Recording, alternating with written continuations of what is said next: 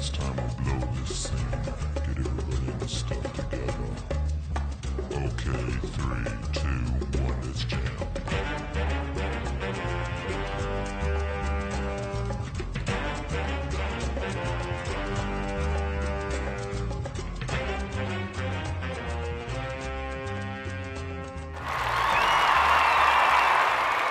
And boom, let's just get into it. And boom, what's up, what's up, what's up? Welcome back, goddammit, to another edition of Tell Me a Joke, the guideline of chasing the dream. I'm your host of Maniacal, Menace, Kyle Smith. Say the whole thing like a pimp named Slickback. And today, I'm so grateful to have her. I'm glad that she was able to make it out today. The heavy hitter, the poet spitter herself with the fresh dew came out. I hope I don't sweat it out today. We gonna be quick because you looking immaculate. So it's okay. I Just do my Dricka. own hair, so it's cool. Yeah. How you been? I've been great. That's I have good. been great. It's good to see you. It's You good to too. see you. Yeah. Always good to see you. So I'm always curious about other poets especially when I see somebody that stands out in the scene. So like, how long have you been doing poetry for? Almost 3 years. Almost Only 3 a short see, time.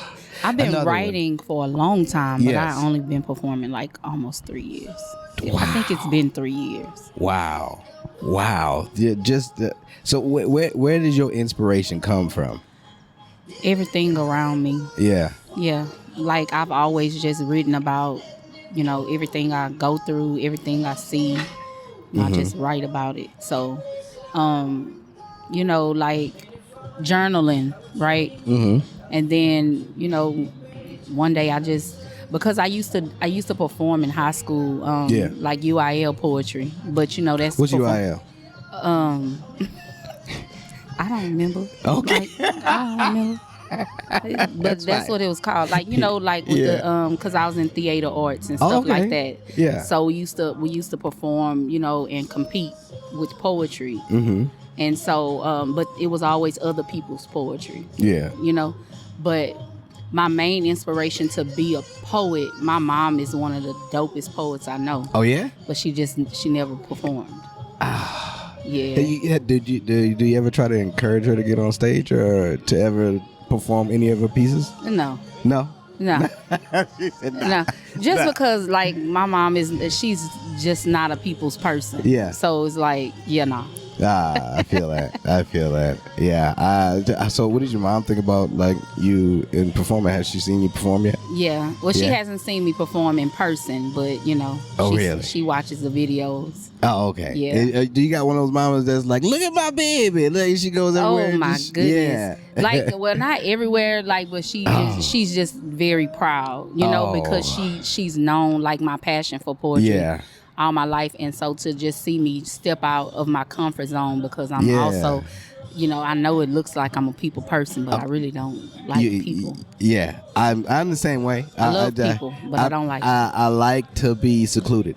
Like I like to go ahead. Like once I deal with dispersing my energy into the world, I like to go back in my hidey hole. Like no, seriously. Like when I first was introduced to the poetry scene, I would just sit all the way in the back. I speak, but yeah. You one of the cool cats, though. You one of the cool. So it just seems like that's right. That fits your persona. Like you seem like the person that like everybody comes in, acknowledges, kind of like a kiss the ring situation. It's crazy though. Like Mr. Composition calls it the Dricka effect. He says it's the Dricka That's effect. That's perfect. And I asked him to explain it to me, like, what do you mean? But that's kind of what he says, like, when you just walk into a building, not that I demand the attention, but the attention is directed to me, and everybody really does acknowledge me, and I love everybody, and everybody love me. So it's just like I love that. When you growing up, did you understand that your life was going to take this direction? No. Nah. Not at all.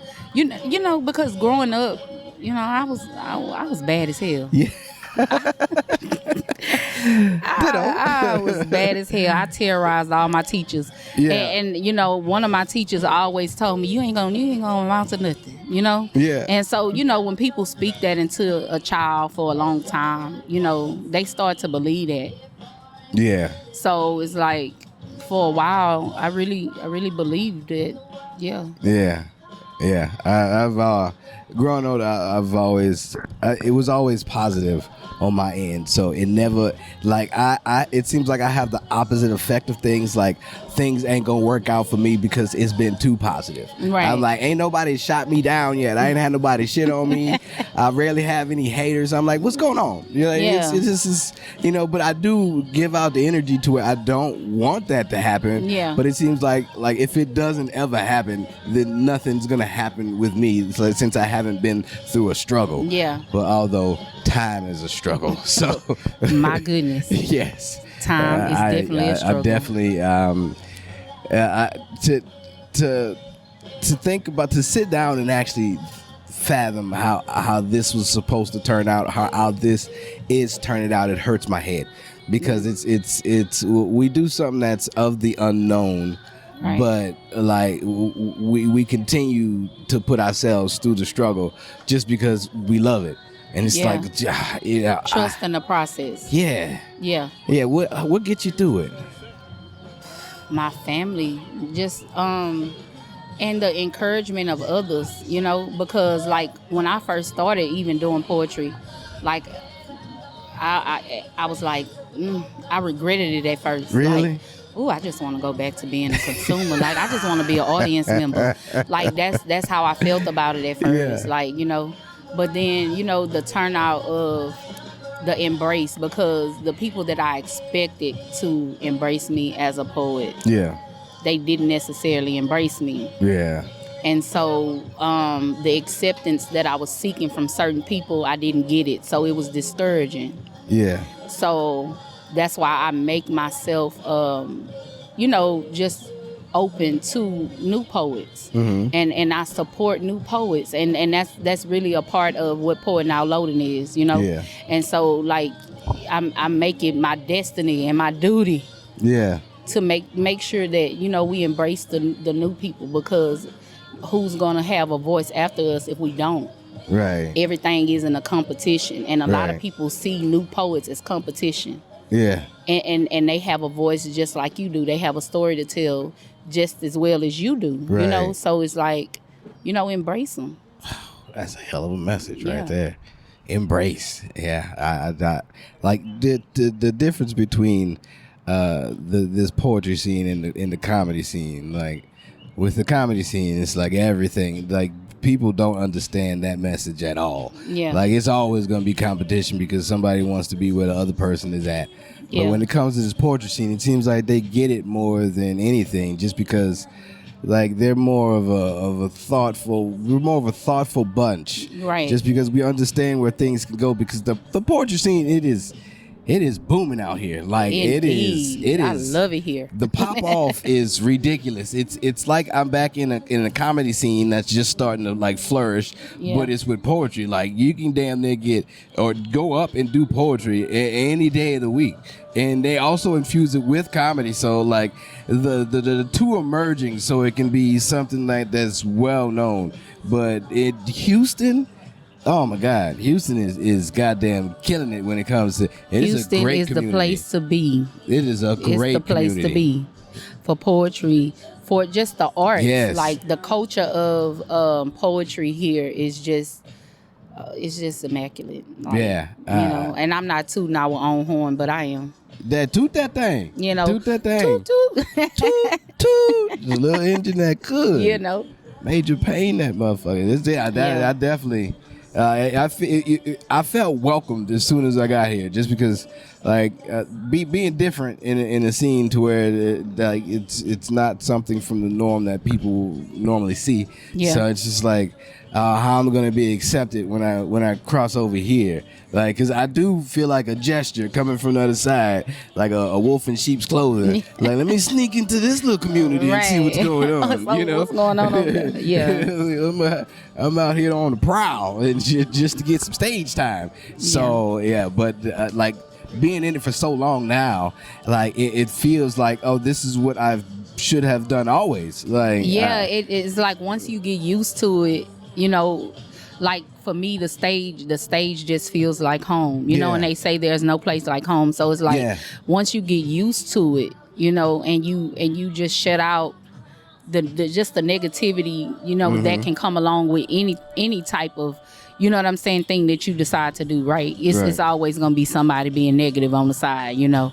And so it's like once you block out the negativity, it just feels like it's the place to be, you know? The stage is where it's at, you know? I feel so comfortable. How nervous do you get before you get on the stage? Oh, man.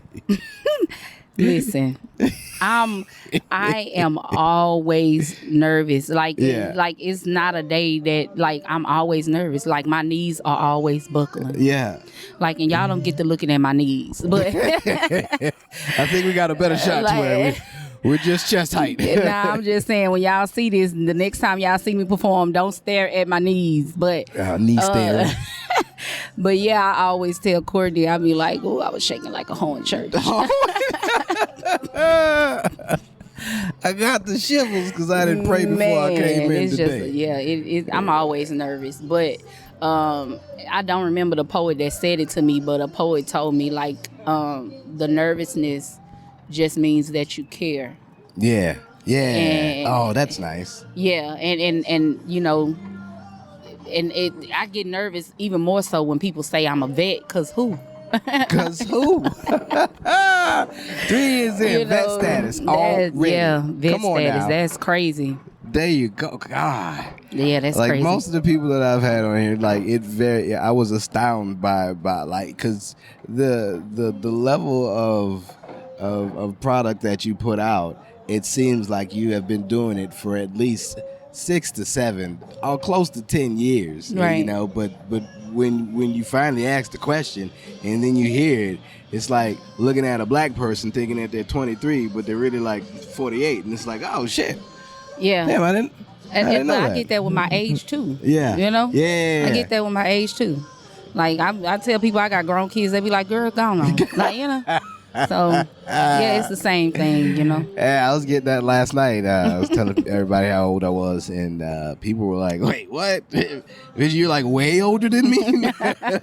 Not just like regularly older, like way older? Yeah. I'm way older than you." It was like, where? How does this happen? Exactly. I was like, I'm small. I'm a small in stature man, so I don't take up as much air. Big things come in small packages. Yes. You know. Just because our feet dangle, it don't mean that we're not preserved in this world. Come okay? on. we gonna last a long goddamn time. Yeah. Yeah. They say don't nothing get old but clothes, and even those come back in style. So guess what?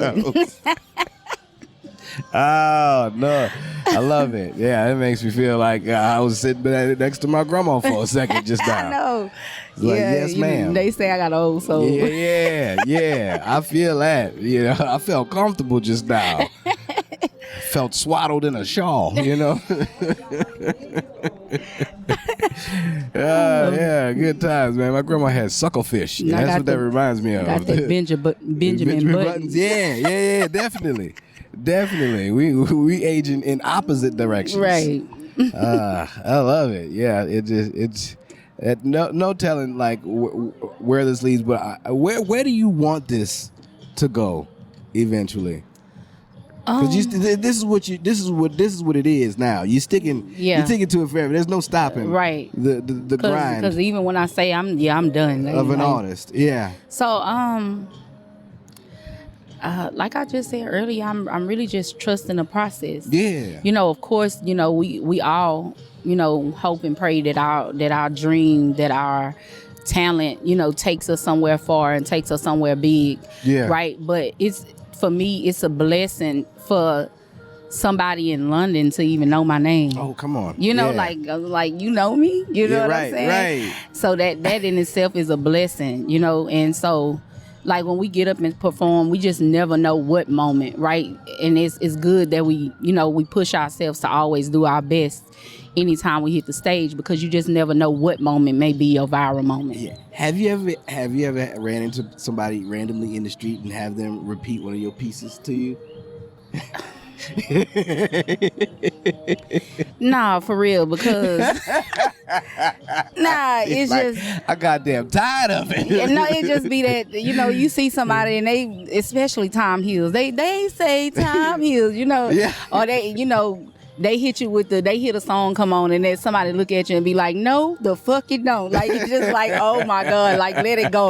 Like, let it go. But no, I saw a little kid walked up to me and was like, I know you. Yeah. I saw you on TikTok. And I was like, oh wow. my God, like, you know me? But it was cute. Yeah, the more prominent it will be now because we have they have more access to actually see people now, repetitively. You know, I remember back in New Orleans before I left, when I first started working on this comedy poetry shit, like I had people coming up to me in like a Mervyn's in the shoe section, you know, just like, girl, where's you going with them eyebrows? And I'm like, oh shit. And then I'm ducking behind clothes. I'm like, nah, nigga, I'm in the hood. Bitch, you know me out here. Don't none of y'all supposed to be knowing me in this area. This is why I'm in the Mervyn's. That's crazy. Yeah, that shit, it's startling. It's startling because you don't.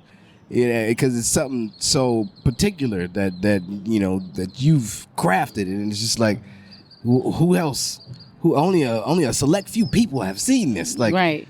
Who is this much of a fan to where? But in my case, like, you know, you don't know what it means. Like, and I'm saying for myself, like, I didn't know what it meant to have 1.9 million views. Yeah. It's like that means 1.9 million people have seen this. Right. And it's like, and all my nieces and nephews think I'm famous. They think I'm famous. They don't understand what it is. And they think, you know, with the fame comes some money, and they always requesting some on Cash App. Listen, I ain't got it. Right. I ain't made it there yet, but it's coming. What do you want? Fame or notoriety? Notoriety. Yeah, I'm not. The more and more I see it, the older I get, I do not want any parts of fame. Yeah. You know, I mean, if it comes, sure, I don't mind. I'll take my part, but it seems like a hassle, a burden. I just be wanting to wake up next to my kid. Yeah, you know? like with the fame and just comes just too much. Like I'm not like. I know I'm a performer and it's like, you know, they're gonna like, that's weird, but like I don't really care for the attention. No. I want to be a normal person. So it's like, no, with fame, you know, they in your business, you know, and all that. Like I don't want none of that. I don't. You know, I just want to be a normal person. Do ask me to show up though, and do pay me for my services. Most definitely. I definitely love that portion. Book me of it. Yeah, book please. Me. That's all we asking. Yeah, for. That's it. You know, if you do enjoy, just, you know, when you see us out and about, say hi, but then, you know, mosey the fuck on. That's all. That's it. That's it. Not trying to be rude or nothing. Right. You know, we normal. Everybody normal. Normal, you know. I just have a different type of thought process. Yeah, I definitely don't want to be, you know, one of the ones that gotta, you know, shake hands and kiss the babies. Yeah. You know? No. It's how you spread things. I don't want to be kissing your baby. Right. Your baby go to daycare? I don't know how that works. I don't know how it works yet. Yeah, if your baby just comes home with diseases because they've been to a daycare, a random daycare. What crazy thing, once the baby gets a certain age and it builds up like their immunity. Yeah. Like the babies are, you know, they can fight off things better than we can. Oh yeah? You know? Oh, that's good to know. Like that's why, like when you first have a baby, you know how they say the mama can't go out for 6 weeks. Oh. Right? It's the mama, it's not the baby. And they be trying to keep the baby in the house for 6 weeks. It's not the baby. The baby can go outside the next day. The baby is okay, you know, because that's why the baby taking all your nutrients and, you know, everything inside of you. So when they come out, they already protected, you know. So, you know, that's just news y'all can use. There you go. Doula Talk with Just Dricka. Getting it in there for your everyday life. I love it. Yeah, I mean, how do you deal with being a performer and also having little ones? Well, it's a task. Okay. It is a task. Yes, it is. And a lot of people say I make it look easy, but it's hard. Okay, because man, this is a sacrifice to come and still be a part of this right here. Right. It's just like, Whew. All right. This is what I got to do today. Don't be mad that I got to do this. All right. You got to. I mean, which is why I don't do nothing last minute. Yes. Like, don't hit me up for nothing last minute no. because I literally have to plan out my week. Yes. So don't ask me to do nothing last minute. I'm definitely always a few weeks out before I say anything, and then I'll check in within the time limit that we're about to go ahead and do, just to make sure, because I understand how people are nowadays. Right. They're like, yo, why didn't you remind me? Was I too far out in the dates? Did you forget that much? Like, I understand the nightlife, it'll consume you. Be careful. Yes, but are you a person that likes to write, or do you prefer to type things out? I do both. You do both. I do both. It's like, because a lot of times, like, whatever my thought is in that moment, I like to get it out. So if I'm not in a place to write, I'll speak into the speaker of my phone and then, go back and reconstruct it. Have you ever dealt with, have you ever dealt with writer's block? I deal with writer's block on a daily. On a daily. Yeah, on a daily. I know some people that is like, I've never had writer's block. I'm like, oh. Yeah, well, I deal with that all the time. Yeah. But that writer's block is a good thing. Yeah. I think it's a good thing because when you're forcing your pen, okay, then your poetry doesn't even come out as good as it could be because you just forcing yourself to write because somebody else wrote something new. Oh, that is interesting. Yeah, because I always tell myself, like, I can't force this. Yeah. This, whenever I do write it, it can't be forced because it's just gonna come out spiteful. Like this, I'm demanding this to happen. So, boom, let me give you some ugly shit. And I'm like, this is not what I want. Right. So most of the time, I just have to let it flow when the inspiration hits. Yeah, just let it flow. Yeah, I have to be inspired for it. Right. And sometimes you have to but like when you writing, sometimes you have to put that one away. Yeah. And go back to it later. Yes. And that's okay. That's not even necessarily writer's block, but life be life and at the same time. Definitely. So you gotta live the life before you're gonna write the life. Come on. You gotta that came out nicely. Like I like the way that flowed out. Yeah, I appreciated that. Go back forward and write it down. Yeah. We're like, oh, you gotta live the life if you're gonna write the life. Yes, yeah. That's because there's no inspiration if you ain't doing shit. You basically you're sitting there. What you pulling from? Right. You can go in the K-hole and try to pull from the universe, but then what you saying when you're writing it down? So yeah, I definitely get out there to go ahead and experience something. Yeah. Like I try the most, at least. Yeah. How do you know, like, when you done with a poem? Like how do you know when the length is right? When you're like, yeah, this is okay. I can put this one away and then work on this next. Like how So my response may be funny, but I'm dead ass serious. I appreciate funny responses. And, like, I believe because I'm short. Almost. Oh, there it is. Choked on it. Choked on it. All right. No, Diddy. No, I believe. I got my first No Diddy appreciation on the podcast. I love that. I believe.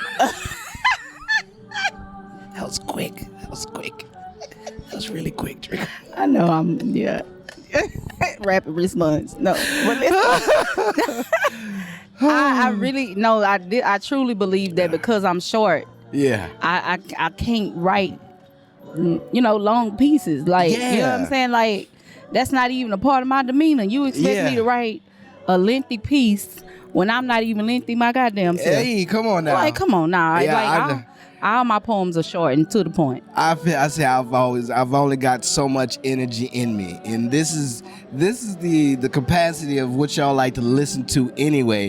Exactly. So might as well just keep it within the bracket and expel all my energy within this time frame, because anything else is too long, and I know that y'all have lost interest. Right, that's not what I'm looking for. They stop listening after 2 minutes. Yes. Like they stop listening. They get to fiddling in their phone, scrolling through Instagram, all that. So I'm gonna give them what they need. Yeah, you in take 120 seconds. There you go. This is all I got. Some hot fire, Dylon. God damn it. Yeah. Yeah, that, like being on stage, like what does the energy feel like to you? It's a rush. Yeah. It's just an adrenaline rush. I've never like it really tried to explain the energy of what it feels like to be on stage to somebody that's never felt that feeling before. Yeah, it's really I don't know. The first time you're on stage is, oh my goodness. Yeah, oh. That Yes. like it's like I'm about to do all the bowel movements right now. It's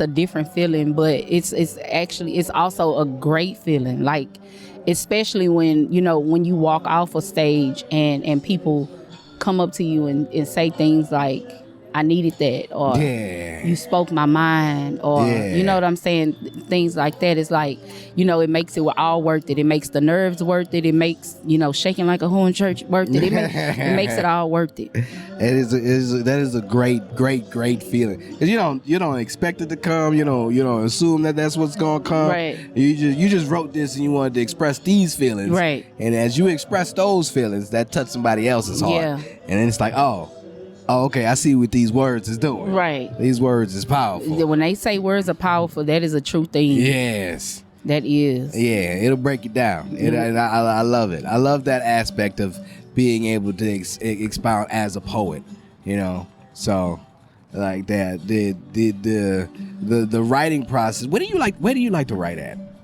In my car. Hey, we got another car writer. That's amazing. Like so many people have pointed out when I've asked that question.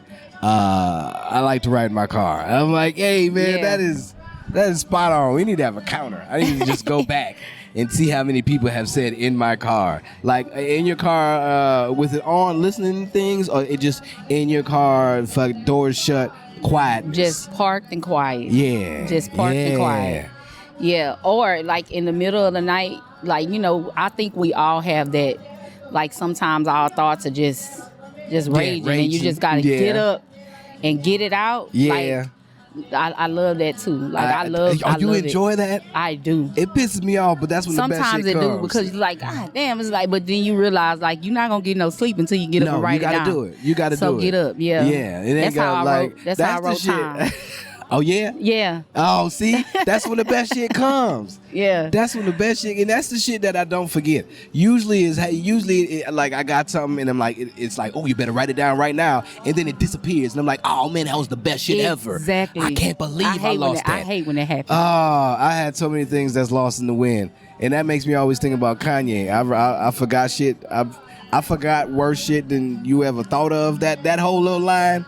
And somebody's gonna correct me. Y'all understand what it is. I know my homie Kamara is probably gonna correct me. But that line right there, I've lost worse shit more than you ever thought of. So some shit like that, and like that's what I feel like. I'm like, oh man, there's gems that have been just lost in the wind because I didn't write them down fast enough. I hate when I lose a thought. Yeah. And then I'm reminded of the thought when I hear somebody else's poem. Because you telling me it went in the wind and popped in somebody else's head. Somebody else's head. Like, damn. But yeah, that's all ideas are. It's a thought that was in the wind. Like, oh, you didn't grab it. And if you don't grab it, somebody else got it. Yep. Oh, that's a fun way of thinking about it. Yeah. I like that. That makes me want to catch all these thoughts now. You gotta catch them. Sometimes I can't catch them all. We short, so we gotta extend. Yeah, I know. I gotta extend. Can't reach 'em. I jump off of soapboxes to catch my shit sometimes. I wish I could whip like Spider-Man, but apparently I don't have the whipping power in my wrist. Goodness. Yeah, I can't grab all of them that I want. Yeah, but good times in the writing process, though. I rarely catch the block of the writers, but there the block is, of the writers. yeah. I love it. It rarely comes, but there is times to where I'm very conflicted on what I'm trying to write. Mm-hmm. To where sometimes I'm trying to go in one direction, but it just continues to go in this direction. I'm like, I'm not trying to do this. So it means I'm gonna have to write something different now because I want forcing it it always veers off to where it's like, nah, let's just play around. And I'm like, nah, no, I want it to be better. Yeah. So, you know, it just me fighting with the pen is. But sometimes, crazy. like sometimes you gotta trust your pen. Yeah. Because you know your poem may not go in a direction that you initially thought of, but sometimes it goes in a direction of what the people need to hear. Yes. You know. Yeah. That's how yeah. grandmothers came. Like I wasn't. Like I was like, this is ridiculous. Ain't nobody gonna care about this. Like, yeah, I sat on that thing for a while, and then I came back to it because I needed something silly. And I was like, let's see what this do. And we love it. Yeah, that's one of those. It's like, what? I didn't. Okay. All right, you like that? Yeah, hey, comedy. And now I have something to live up to. Yes. Now I have one of those pieces. It's like, I don't think there's gonna be a piece better. I don't know how I could do much better than that. Right. Well, what do you do in that thought process? Like, how do you feel about that? When you got those pieces that's just like, damn. I be want to like, can y'all forget about it? Can you? Like, no, can for real, like, get over it. Like, I got this poem. Did you hear this one? Right. Like, yeah, no, you don't want that? That don't work for you? It's like, no, you know, do time heals. Like, damn like, God damn, time ain't healed you yet. Like, nah, but I love it. You know, when you have a piece that's a fan favorite, or you know, a poet's favorite, to even have other poets like, that's my favorite piece by you, right? So I got a new poem that I wrote, and a couple of, like, I only let a few people hear because I'm debuting it at the Hampton Awards. Hello. Shameless plug, but plug it up. I said that. Plug it but up. no, I'm debuting it there, and to hear, you know, people say, "Nah, I think that's my new favorite poem." I'm like, wait, I got another one. New one. And another one. You know. Satisfaction. Yes. Hell yeah. I like that when that comes about, like, because you never know what's about to be the next banger. You just. I write with the hopes that I'm putting these words back into the sequence of, people gonna love it. Because I don't know what that sequence is. Like, it always takes me off guard because I always think it's gonna be this one thing and then this is the other thing, and this is like, well, I was just writing this as trash just to throw it away, but now this like that trash. One man's trash is another man's treasure. You know, even my trash be beautiful, and so it's just like, God damn, like I didn't know. Yeah, I didn't know this was gonna make an impactful. Like I didn't know it was gonna touch people like this. Right. So I think in that dynamic you have to think about, like, what kind of poet are you, right? Mm-hmm. Are you a poet for you, or are you a poet for the people? Ooh. And, like, you know, why do you poet? Like, ask yourself that question when you're writing, like, why do I poet? Right. And then, you know, like, the process is easier, you know, when you know why you poet. You know, if you poeting for the snaps and the claps, are you really poeting to save somebody from themselves, or to save somebody from what they are going through? Because poetry is ministry. You know, that's just my thought process. Speaking the words out there. Hello. Come on. I definitely, that's soothing, because you don't get that kind of talk when it comes to comedy. You know, like, you know, everybody just trying to be funny. Yeah, huh? Basically, like, I'm gonna one up that joke. Right. It's just like, thank you. Like, I'm gonna take that and I'm gonna riff it and I'm gonna spin on it and then I'm gonna give it back to you. And be like, how you like that? How you like that? I felt that was coming pretty soon. I was like, it's at a real vertical angle. Got a little shaky. Yeah. Are we live? Oh, there it is. Hey y'all. Hey. Maybe put more of a lean up. There we go. The lean is there. Yeah. So I definitely, I feel those moments. Like, I was in one of those moments last night. It felt good to perform last night. I performed at a yoga studio last night. It was nice. There, people on the floor, right here by your feet. You know, one of those moments. Did you do commodity? Yes. While they were doing yoga? No. Oh, yeah, see, I thought it was gonna be that as well. I thought people were gonna be bent over, bust open while I'm trying to be in here that's doing. exactly where my mind went. I was about to say, how did that go? That is interesting. Makes me want to write a piece about it. But it was a comedy show at a yoga studio, and it basically turned the yoga studio into like a comedy showcase area. Oh, okay. And I did it like basically what I do there, as I'm incorporating comedy poetry into everywhere I go. Comedy I know that's right. or poetry. Everybody needs to see it. They need to see what's happening. So, and then I give them grandmothers just because that's the banging, and everybody's on my side. It's like, oh, that's silly shit. I see when you match it together, the silliness of it. Punchlines on days. So that's definitely what I did there. And it was just a good community of laughter. They had a Facebook crowd. That there's a difference between an Instagram crowd and a Facebook crowd. That mean they was older? Yes. Yes. That's exactly what it is. Oh my goodness! Because you definitely don't. You get a certain genre of people that'll definitely look at some Facebook shit, and you get an abundance of them. Right. Because people on Facebook are empty nesters. Yeah. So they all trying to get out and do some shit with their significant other. They got a pocket full of hymns, and they're in fucking 2 packets of honey, and they're like, "Hey, we trying to do some disgusting shit." So 2 packets of honey. Yeah, it's crazy. Yeah. 2 packets. 2 of them. Trying to burst that heart. Like, you better calm down, son. It's just crazy how honey has replaced Viagra, but that's another subject for another day. Wild, right? Wild. That's another subject for another day. Over the counter. Go to your nearest corner store gas station. My goodness. Yeah, and get you 2 diamonds, 2 packs of game diamonds. He know the name. He know the name of it. 2 packs. 2 packs of game diamonds, the cigarillos, and then right on the right side, get you 2 honey bags. My goodness. in one of those little shot bottles of Hennessy. And have a good night, sir. Well, hey, he telling y'all what to do, so y'all have a good night, listen. Sir. Yeah, just buy 2, just because like they don't. You're not supposed to take 2. That no telling what that shit is. You got to be careful with fucking gas station pills. It's not a pill, but I'm just saying. I see some people coming on TikTok. It's like, I've had this pill. You better be careful of them gas station dick pills.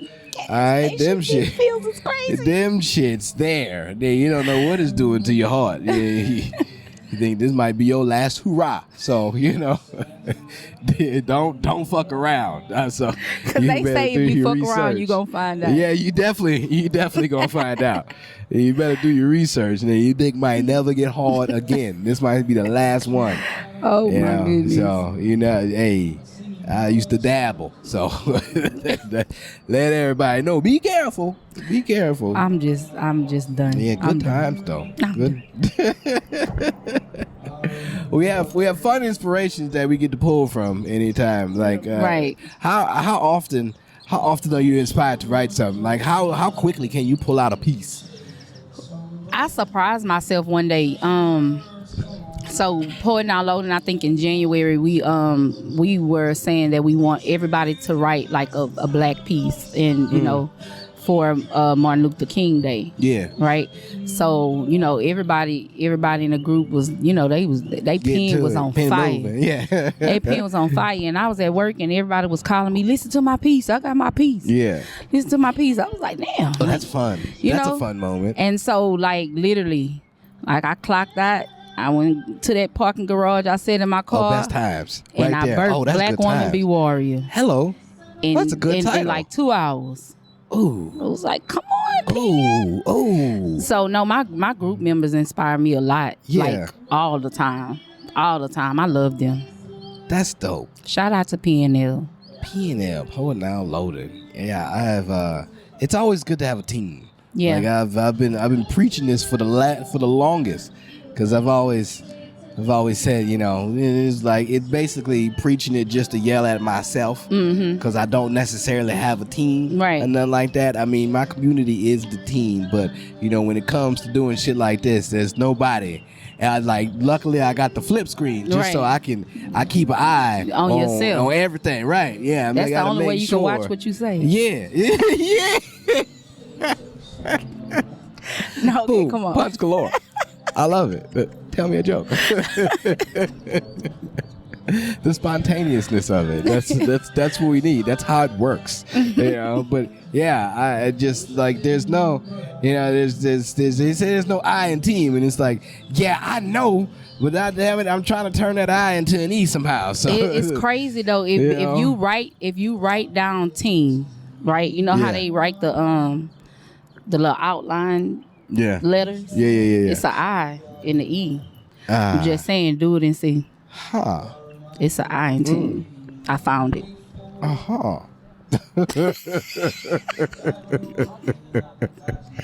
And no, I don't be high because I don't even smoke. But I found it. I've been blessed to actually finally be off probation and get back to the ganja, the gander of the ganja. Come on. Which has been nice. It's been soothing. I forgot how good music can sound from time to time when you're not listening to the radio anymore. How pissed off are you about what the radio plays all the time? I don't even listen to the radio. Oh, good. I barely listen to the radio. And crazy thing, I don't watch TV. My TV stay on the news. On the news. That is sad. My TV stays on the news. Like the news or sports. That's what my TV is on. Okay, I can and if it's a show that's trending, I might tap in. But if it don't catch my attention immediately, I'm back to the news and sports. Yeah, I can't. My dad and them, they watch. Well, basically my stepmom, she watches the news religiously. Yeah. And then every time I come over, it's always something sad to hear. And I'm like, I'm trying to be positive. Listen. It is difficult to be positive when somebody's always dying. There's a lot of people dying, but goddamn. Leroy always be saying, baby, what happened? Like, what's going on? Like, he just know I know, but nah, like, listen, I watch the news, but lately, like no, for real, like I'm a little traumatized. So sometimes, like lately, my TV been on mute. Like. Hello. Because I had my little sister was murdered a couple of weeks ago, and oh my goodness, how many times did they play that clip? Oh shit! How many times did they play it? I was just that's over a bad it. time to watch I was the news. so over it. Yeah, I was so over it. So it's just like, like it. Yeah, I don't want to watch the news. So now I keep it on. I keep it on the channel, but I have my TV on mute. Yeah. So if something go across that I think I need to know, I unmute. Right, you can read the bottom and see what the review is. Yeah, exactly. Then, like pop in when you want to. Yeah, and then, put the closed captions on. So yeah. Give me the captions. I'll take these. I don't mind reading right now. I'm not a fan of reading, but in this case, I'll get my read on. Yeah, indeed. Yeah, that is always it's interesting to see how people go about the daily situations. Do you have a regular job? Yeah, I work at MD Anderson. Okay, what is? It's a cancer hospital. I work around cancer patients. Oh, yeah. You're around the darkness often. Yeah, but it's not that dark. Yeah. So fun fact, right? So my time heals piece comes from my sister who died of cancer, right? So when my sister passed away, like with caring for her, within the time, with caring for her, I just felt like it was my duty to write that piece.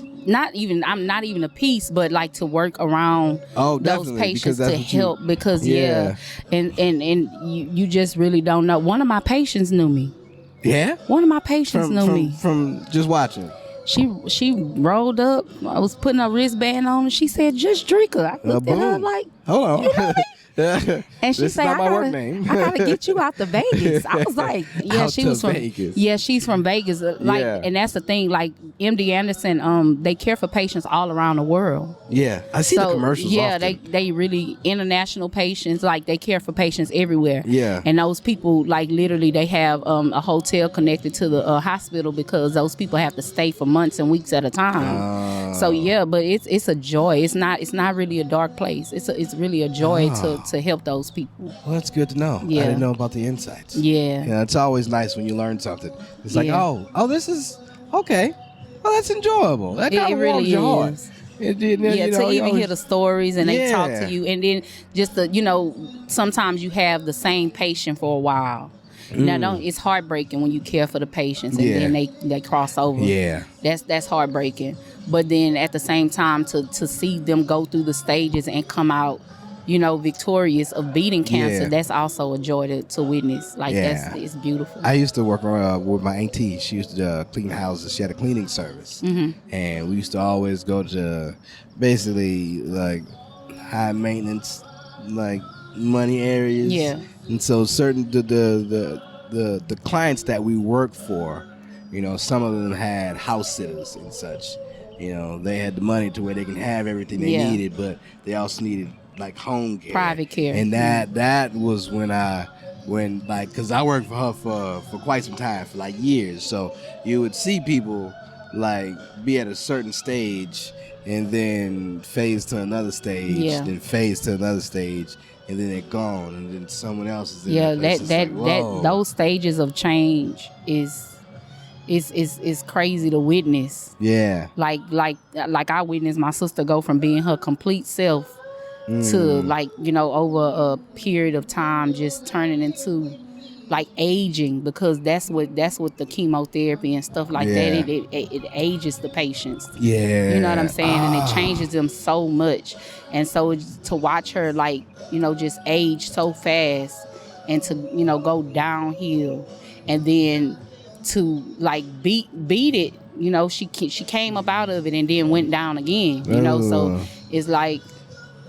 And then, people think that grief starts when the family member dies. Yeah. But, and that's a reason to work, that's why it's a joy to be in the hospital, because even with the family, you get to empathize with them, because grief begins when that's a life sentence when they tell somebody, hey, your family member only has such and such amount of time to live. And so, to have the empathy to reason with these people, because yes, they are upset. Yeah.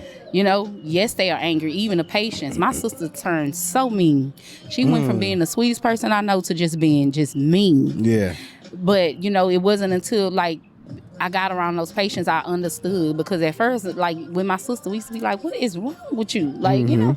But yeah, it angers them to even know that, one day I won't be here. Right. You know what I'm saying? And sometimes they feel like they haven't done everything they were supposed to do. Oh. So yeah, they're angry. So you just got to be patient with those people. Oh. That was like a mind fuck just now. When you said that, I'm like, oh shit, that is a thought process to have. As you're leaving this earth, it's like, God damn it, I didn't do everything I was supposed to do. It's like, oh shit. Yeah. It hurt my head.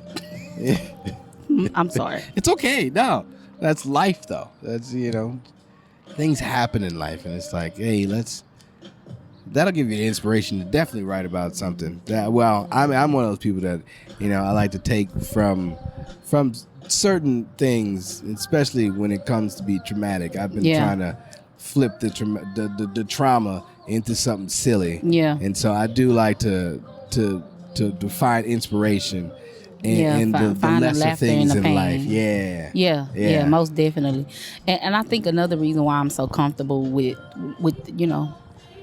the dark place, right, is because since I was a child, I don't know, and it's not a fascination, but since I was a child, I wanted to be a mortician. Oh, I wanted to be a mortician. Okay. And so that's my end goal. It's really not poetry. I love poetry, but I really have a passion to comfort families, on their last moments with their family members, right? And so to make them beautiful, and so you can see them as they were in life and not as a corpse. You know what I'm saying? So it's I went to cosmetology school and all of that just so I can be a mortician. What? Yeah, because at one point you needed some cosmetology hours for so. Huh. You don't do the makeup. That is no. I want to do everything. You want to do everything. Yeah. Take the embalming and all that. Yeah, I want to do everything. I don't want to start off embalming, but the dressing. Don't throw me into the wolves just dressing them, and it's just the embalming is because of the chemicals, but dressing them, all of that. Yeah. Oh. Yeah, I did my sister hair, makeup, everything. Oh, get the yes. Okay. Yes. So the mental strength you would have to have to do that, like to be able to, like there was no breakdown feeling. No. So that? because once they told her she had 6 months to live. Hyperventilate when I think about this. No, not Jesus. at all. Like that. But she wasn't my first. She wasn't my first. She wasn't my first one. Yeah. But like when they told her she had 6 months to live, and we have to sign papers that say that they understand, and stuff like that, right? So I had a wig on. We at the hospital. And she was just sitting there looking at me, and she said, "Take that wig off and let me see it." And I took the wig off and gave it to her. She put the wig on. She looked at me. She said, "Don't you let them put no goddamn wig on my head. You better do my hair and do it right." Yeah. Right. And so, she didn't wear makeup. My sister was beautiful, so she didn't wear makeup. She only wore like lip gloss.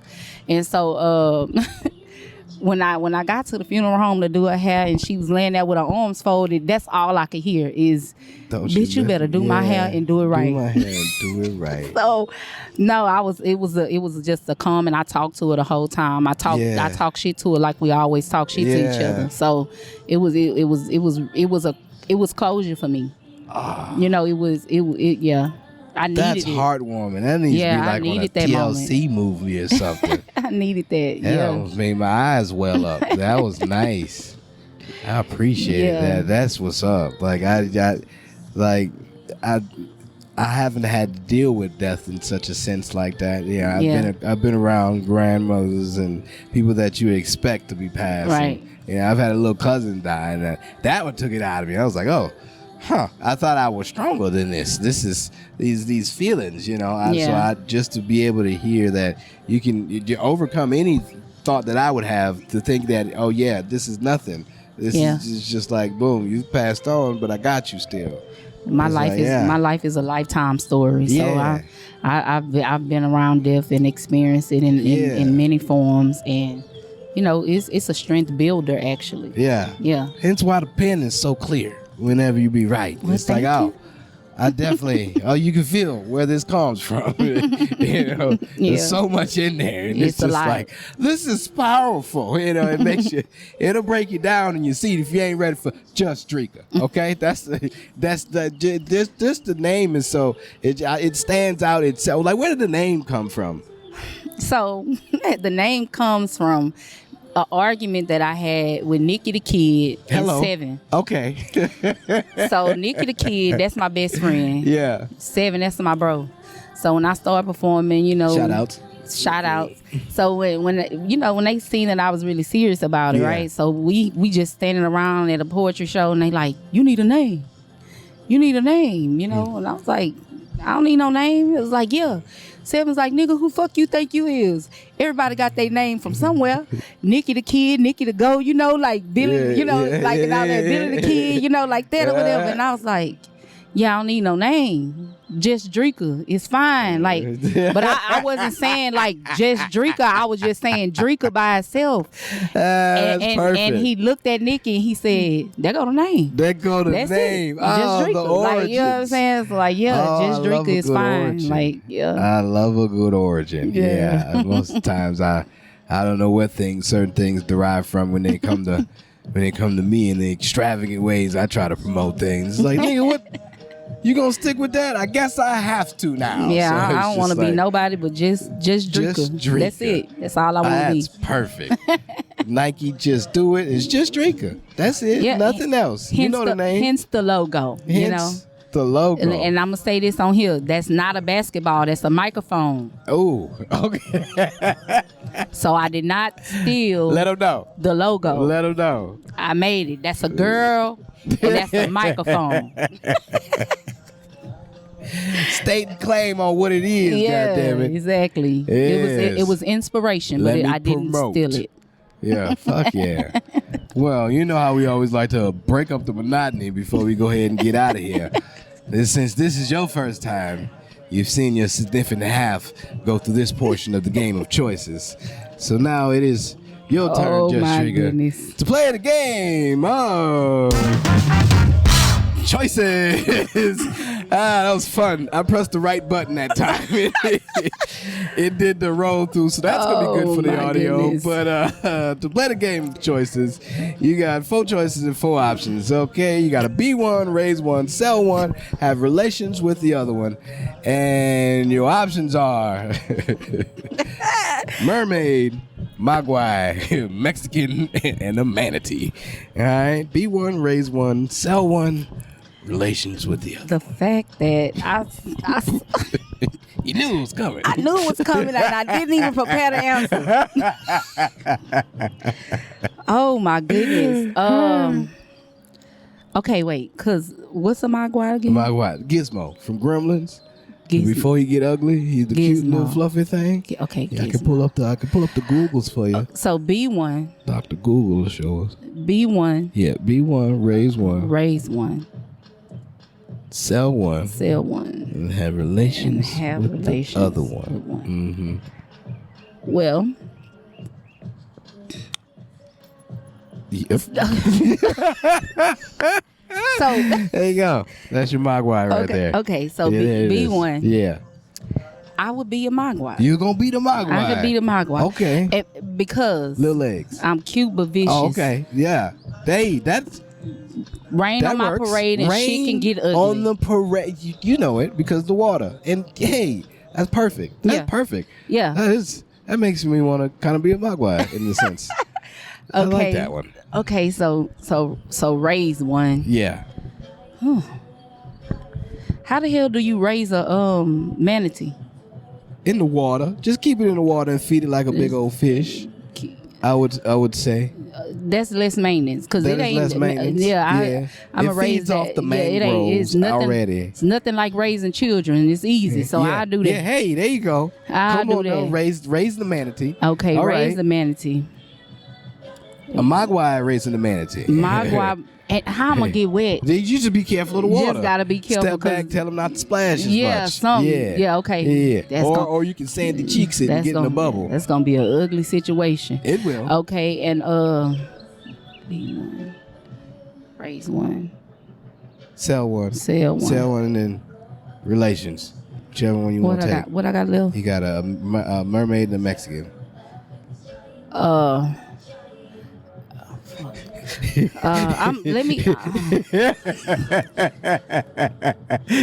We came down to selling something. What we selling? I'm a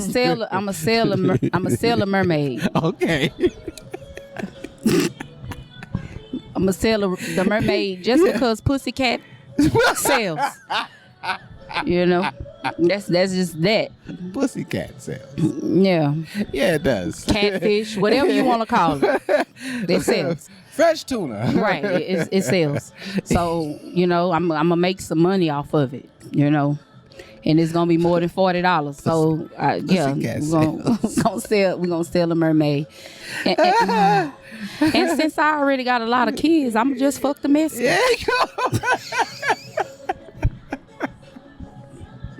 We gonna blend these kids in here. Yeah. Have a whole football team. Yeah. Go ahead and take over Spanish football. But you know what? Like if I fuck the Mexican and I have kids, I'm gonna make even more money because Mexicans work. Yeah. That was so racist. I'm so sorry. But they do work, though. But they work their ass They off. do. And they take care of their kids because they be having a lot of them. They're always around. Right. They're always around. And being a Mogwai, who knows how that's going to go? You know? So he said, damn, I am a Mogwai. Nah, Yeah. because when you said that, I just I'm gonna wait till we cut the camera to say what I was gonna say. I was thinking, wait a minute. Yeah, you gotta be oh my careful. God. Especially if you're gonna have those type of children. When you mix the kids, yeah, and the kids have Mexican, have ain't no Mogwai, crossing the border. they can't even swim. No, not at all. Oh my God. Yes, that's hilarious. That's it. Well, you see what happens when you and then the cow jumps over the moon. Yeah, you know, in the dish, ran away with the goddamn spoon. So. See, our poets are overthinkers because if we just could have just answered the shit and left it at that, but we just had to overthink the way. I love it because I never thought that deep about it. And I was like, oh shit, yeah. What if you do have a mixture of both breeds? It's gonna be very difficult for them to do what they gotta do. Man, you know that what? water's gonna fuck shit up. It's gonna fuck shit up. Maybe it has a resistant. Maybe it doesn't. You don't get the gene. Not everybody gets the gene. When the Mogwai is wet in the gremlins, don't it multiply or something? Yes, oh exactly. My goodness. Exactly. That is a disaster. So like these people not even crossing. We just staying over here because we the family members that can't get wet. No, I just had another thought. So being a Mogwai, yes, and fucking with the Mexican, yes. As soon as I get wet, I'ma multiply. We ain't even gotta do nothing. Hey, look at that. Look at that. Yeah. I didn't even think about that. I didn't even think about that. Yeah. Wow. And you just again, I don't even be high. So Gizmo wasn't a female Mogwai. So if there's a look at that. Mm-hmm. Look how that works. Yep. Look how that works. Yeah. What is a Mogwai's reproductive system? It would look like reproductive system. I'm Googling it when I get home. Yeah. That is nice. That makes you want to think about things. It's like, things that like, make what if you you go, just wanted to have other regular Mogwai? Right. How does? Oh no. Anyway.